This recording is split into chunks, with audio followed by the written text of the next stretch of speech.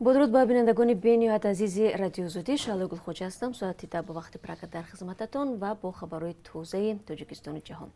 فراموش نکنید که 3 ساعت پس من شما رو منتظر خواهم بود در برنامه خبری با گزارش‌های روز. خب، کمیسیه مرکزی انتخابات و رایپرسی تاجیکستان نقشه برگزاری انتخابات پرزیدنتی روز 11 اکتبر را اعلام کرد. بر اساس این نقشه نامزدها به مقام پرزیدنتی باید تا 15 سپتامبر ثبت نام شوند. کمیسیه مرکزی انتخابات و رایپرسی میگوید امضاها به طرفداری از نامزدها تا 30 روز پیش از انتخابات جمع آورده میشوند. از روی این ترتیب نامزدها برای تبلیغ برنامه‌هایشان حدود 25 روز مهلت دارند. انتخابات پرزیدنتی تاجیکستان روز 11 اکتبر امسال برگزار می شود و تاکنون تنها حزب اگرری تاجیکستان نامزد خود را برای شرکت در آن معین کرده است.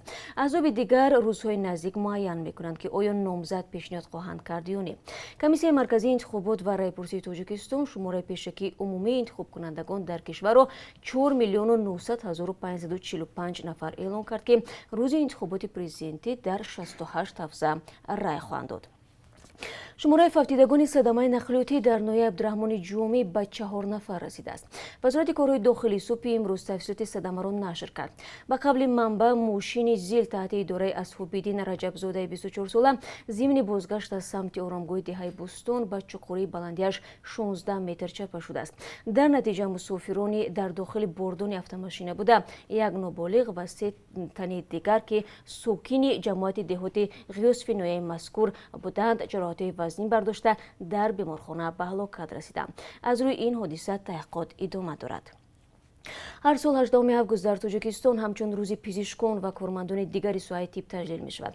امسال این عید در حال فرا رسید که از اعتراف رسمی موجودیت کرونا ویروس نو در تاجیکستان تقریبا 4 ماه می گذرد و در این مبارزه با بیماری همگیر پیش از همه پزشکان هستند. امروز در ملاقات رئیس جمهوری تاجیکستان با نمایندگان سوهای طبی کشور در دوشنبه یکی از مسائل مطرح همین بیماری کووید 19 بود. امام علی رحمان گفت که اکثر طبیبان و همشیره‌های شفقت در مؤسسه‌های طبی تاجیکستان از پنجشنبه با صورت پاندمی نهارسیده آن را مثل دیگر بیماری‌های سیریاتی قبول کردند و از روزهای اول با جسارت مبارزه را آغاز نمودند.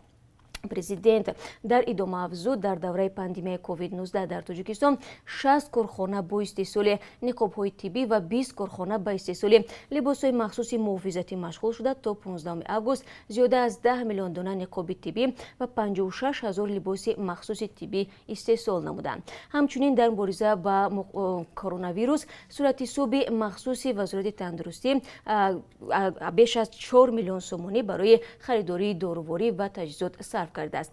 ما در این باره در برنامه خبری برای شما بینندگان عزیز تفصیلات بیشتر خواهیم داد.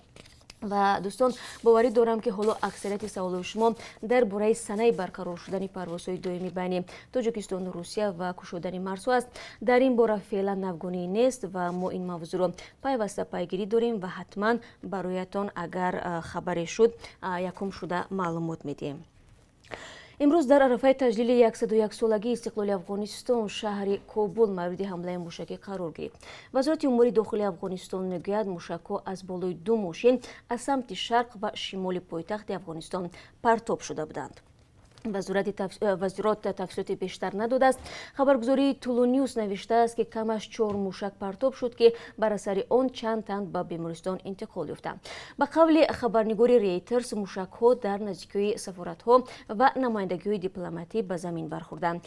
در پی حمله یگان گروه مسئولیت آن را بر عهده نگرفت. سخنگوی طالبان ذبیح الله مجاهد گفته است که درباره حمله خبر ندارد. در گذشته سازمان‌های همپیمان گروه دهشت‌افکن دولت اسلامی جشن روز استقلال افغانستان را با موشکباران خلل‌دور کرده بودند.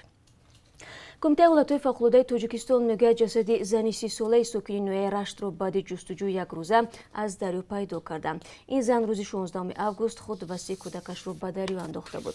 ماموران نجات جسد یک کودک 3 ساله را همان روز یافتند. جستجوی 2 کودک دیگر ادامه دارد. همچنین یک ساکن 50 ساله ناحیه رشت قلعه نیز با هدف خودکشی خود را به دریای شخدره پرتافته است.